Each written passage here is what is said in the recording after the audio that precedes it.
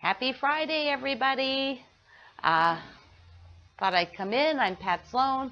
Going to just do a little chat. I thought it'd be fun to, let's see, we get set up here. So I did a little post that said I was going to do this, and if you are watching it afterwards or want to show it to somebody, you can always go to the video tab at Quilt Along with Pat Sloan. So I went today, I'll just tell you a little bit as people jump in. I'm in Northern Virginia. We're having probably our first winter day of the this part of the year. So it was, I think I took a walk, it was 40 degrees, windy but sunny, and now it's down to 35. So I think I'm going to have some freeze tonight on the outdoor plants. So you can just say hi, tell me where you're from. I'm going to see if I can get it to come in here on my tablet. It's always fun to be able to see a few of the comments while we're doing this live. So there we go. I can see it. Okay. So what are you working on? Do you have your grandma's kitchen caught up? What I want to do is tell you a little bit about how I am approaching the grandma's kitchen. I'm going to show you how I'm doing the settings. So I have my diagram and I have some piles of fabric that I'm going to show you. I'm going to switch over to the close-up camera, and that way I can, I've just totally lost everything. Where am I going here? That didn't work. I was trying to do something. Okay. Well, we'll forget about that for a moment because it's not working like I hoped. Sometimes the tablet, I click something wrong. Does that happen to you? That I think it happens to all of us. We're like, ah. Okay, here it is. So the grandma's kitchen, let me just flip down to I'm going to flip down here so that you can see what I'm working on. So I did the diagram. You know, you have that in your pattern for the grandma's kitchen. And I have some of the, we have blocks. I haven't, you know what the blocks are that are going on here. But I have to try to figure out some colors because I know what I've already sewn, but now I'm trying to fill in and think about what actually will work. And so like down here, because I know for this particular section down here, there's a lot of pink up here and there's not enough pink down there. So I wrote pink so I can remember to put more pink and get that flowing. Now this is the section I'm sewing right now. This unit right here, let me see.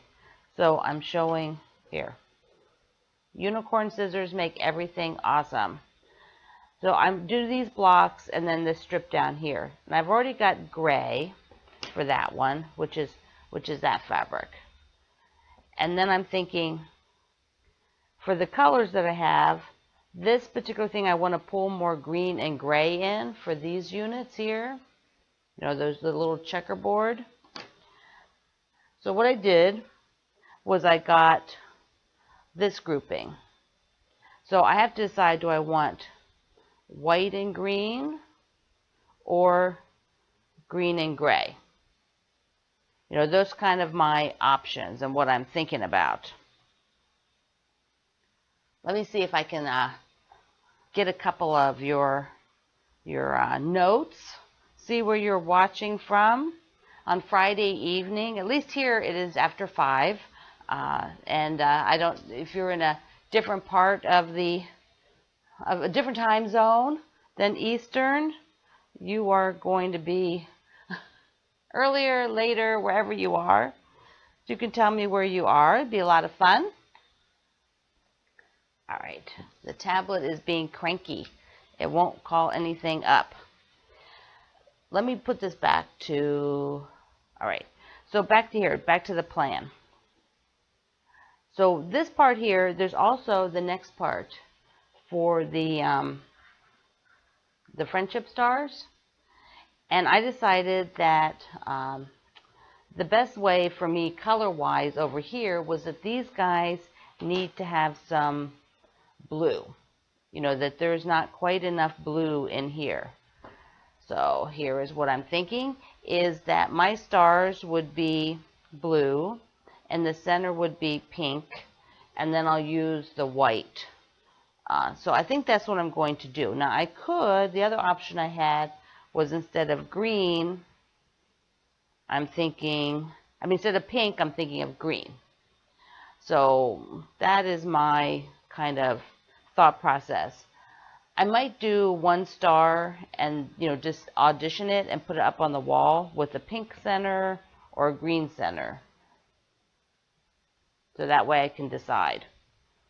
So I've got these piles. That's what I've really done, is I have piles of things like this, you know, stacked here, because I'm going to be working on, this is what I'm going to work on tonight, is getting that section all kind of figured out.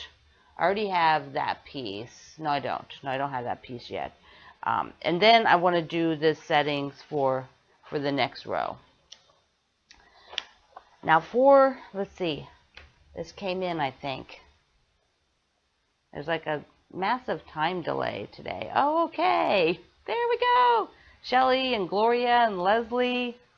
Hello, hello, hello. So Carolyn, or no, was it Deborah? Deborah had some eye surgery, so you're a little, you don't worry about being behind. Everything just flows, you know, you don't have to worry about that. Let's see. Who's dusting? Patricia's dusting. I need to dust. So I don't, but I should. It's probably time. So if I'm going to do this Grandma's Kitchen in rows and quilt them in rows, we talked about that. I did a little post about it. We're going to follow along with the Teach Me the Machine Quilt book, with my book, and you know, the techniques for the quilting part, and then I'll give you a bonus of how I will assemble them quilt as you go style. This is not like something we're going to do in a hurry, so don't worry, but get your supplies, because I'll probably start at least the first 2 rows. That's how I'm going to work. You could do 3 rows at a time. That's still pretty manageable. So if I'm doing 2 rows, you know, so here is, let me just switch this. You know, here is the whole layout. And I'm actually going to just do, I'm going to do row 1 and row 2. That's how I'm going to plan it. And then I'm going to do these 2 rows and then those 2 rows. Then I'll assemble the border, and I may actually make the border a little wider. So pull it out. I mean, I just put a small one so that if you wanted it, you know, that size, what is that? I'm reading it sideways, you know, 62 by 82. But I might make it a little bit wider since I'm going to do it quilt as you go. So where is A and B? So here you can see there's the sections.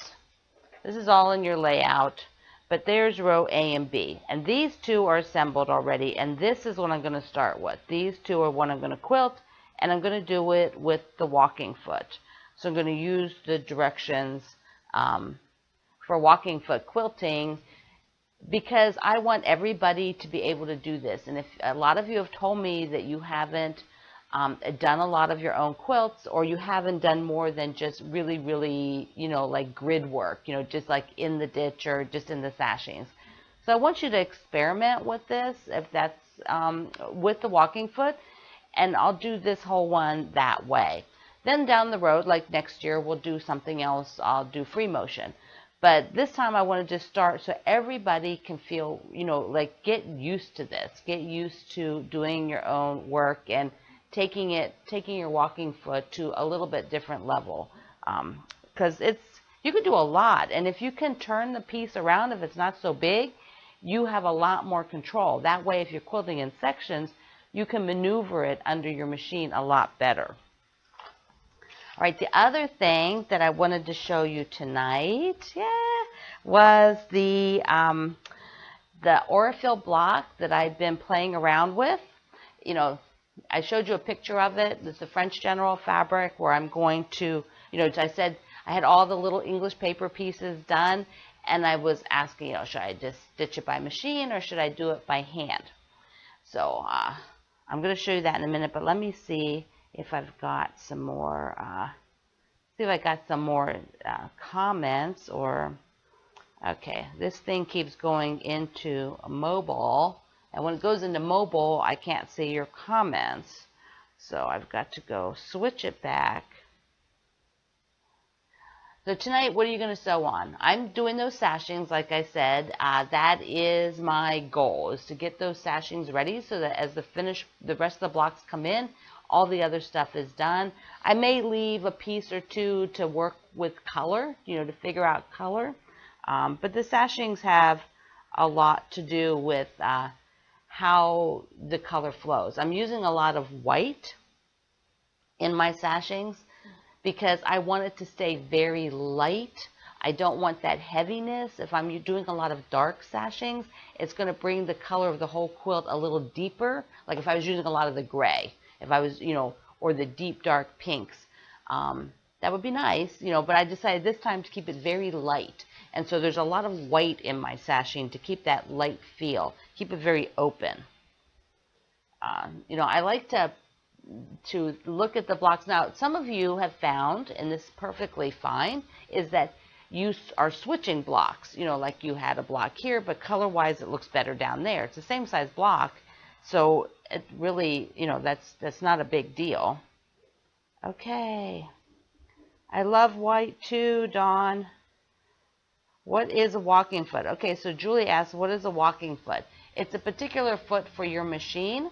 I don't have one in my hand right now to show you, but you can contact your dealer for your machine, or just, somebody maybe can show their walking foot. Like anybody on tonight, if you can just put a picture of your walking foot in there, and then Julie, tag Julie so she can see it. So yeah, so the rows are what I'm going to do for my sort of quilt as you go method. Okay, so let me show you the other thing, and then you can have the night to sew. That's important. All right, so I'm going to switch over to the close-up, and here is my Aurifil block. Let me just put it like this. Let me put it, wait a second, I got to put it, there we go.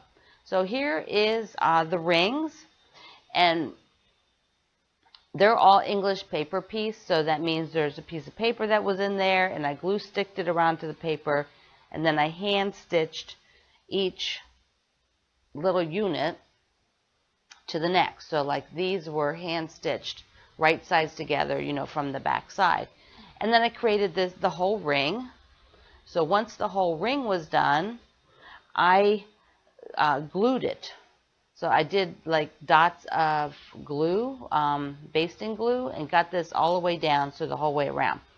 Now, what I decided was that this would be simple to sort of hand applique just a minute or two at a time. If I left it out on my table like this, if I just left it on the table, then I could do that. So I got, I'm trying to figure out where I am, upside down and backwards. All right, so I'm using, here we go, 80 weight Aurifil thread because it's thinner, and I wanted this to sort of blend right in. And I have been stitching, and I only have, here, I'm going to show you how much I have left. Let me be sure the whole thing can kind of be seen. There we go. So my needle is over here, and I have to sew all the way around this outside, and then I'm done. And this is the Aurifil October block from Helen Stubbings, and hers has absolutely spectacular embroidery in the middle. So you can take a look at hers. I'll put the link there to the Aurifil block. So here's, where's my needle? Did I lose the needle? Okay. So I'm not sure I can actually show stitching. I'm going to hold real still here and see, because, I'm holding my hands out. Can you see? I think you might. So what I'm doing is just hand appliquing along the edge. Just little tiny stitches where I'm just going in right at the edge of the applique because I don't want to see it. The whole goal of nice hand applique is so you don't see it. If I was going to do a lot of this, I'd have to have the camera set up a little differently. But, you know, there it is stitched down. So that, I think that worked pretty good. It's been a little while since I've done a lot of hand applique. I used to do a lot, and then I converted over to, you know, primarily, pretty much all, you know, machine applique. But I like to do hand work. I like to have it so I can sort of get, you know, sit somewhere else. And so that's always a nice thing to have. And I just haven't had anything recently where I felt like, oh, yeah, you know, I really want to work on that. This was fun. I love these little shapes. I actually have that English paper piecing. I have some that are bigger than this. And so, and I also am working with, messing around with the hexagons with Helen's papers that stay in. So I'm thinking that those might be sort of my hand applique. Stay tuned for that. Let's see what else is going on over here. If anybody has a question, I'll stay on a few more minutes, and then I have to go check my soup because today, being that it was chilly, I thought, okay, I'm going to do taco soup. And it's supposed to be like this low-calorie taco soup, but the shipping department really prefers to make it chunkier and meatier and less low-calorie. So it's really tasty. I don't know. Does anybody want the recipe? Or you know, I could do that. I could give you the recipe.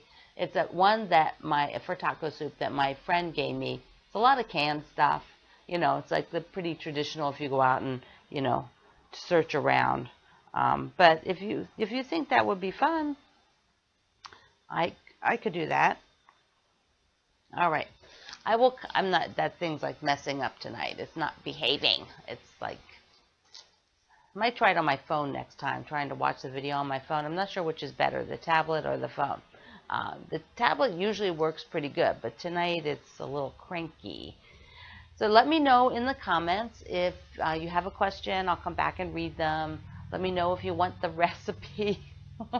Maybe I'll do it as a separate post. No, I can put it down there. But if I put it in the comments, you'll never see it. I should probably like put it somewhere else so you can link over and download it. I don't know. Probably should have a pretty like styled food photographer picture of it. No, I don't know. Okay.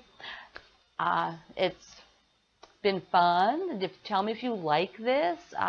Sort of short tips, sort of walking through a little bit of where I'm going with the project. It's nice to write about it so you can read it again, but it's also fun to actually sort of show you. I can do it a little differently, you know, like, you know, I think having both things is good because we all kind of grasp it a little bit differently. Okay, this is Pat Sloan, and I am, let's see, let me get over here. I have to see. I'm going to finish up my yummy coffee from today and then go check on my taco soup. We'll see you later.